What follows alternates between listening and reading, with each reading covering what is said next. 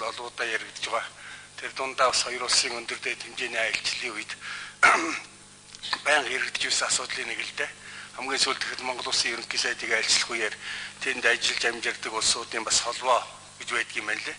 Тэр улсуудаас ерөнхий сайд тавихын зарцуу бас Унгар Монголын парламентын бүлэгт энэ асуудлыг тавьж байсан.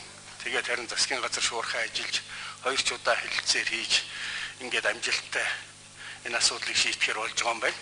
Зүгээр энд нэг зүйл байгаа юм. Энэ бас танилцуулганд байгаа одоогийн байдлаар бол тэр авч байгаа цалин өссийнхөө 34%-тэй тэнцэх хэмжээний шимтгэлийг Унгарын талд монголчууд төлж байгаа гэж байгаа. Тэгэхээр тэтгэвэр тогтоох үед тэр хэмжээний ухаандаа тэтгэвэр итгэмжийг авна гэсэн үг үү? Тэгэхээр энийг яаж Монголын талд хөрвүүлэх вэ?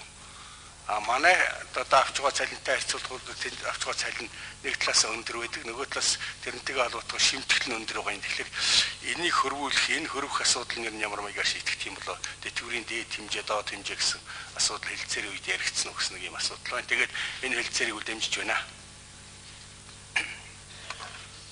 За баярлалаа. Тэгэхээр харьцангуй улс орнуудад амьдралын өртөг өндөр, хөдөлмөрийн үнэлэмж өндөр ийм улс орнуудад ажил амьдарч байгаа иргэдийн нийгмийн даатгалын шимтгэл төлсөн мөнгө одоо улс орондоо төлөх шимтгэлийн мөнгнөөс өндөр өгдөг. Тийм учраас энэ хэлэлцээрээр хийсэн гол одоо агуулга нь тухайн улсын хөдөлмөрийн хуулиар зохицуулагдсан шимтгэлийн хувь хэмжээнд тэтгэврт оногдох одоо хувь хэмжээ ямар байдаг вэ гэдгээр тогтоолгож тэр одоо Унгар төлсөн шимтгэлийн хувь хэмжээний одоо хуваар нь Монголын тал шилжиж ирж байгаа.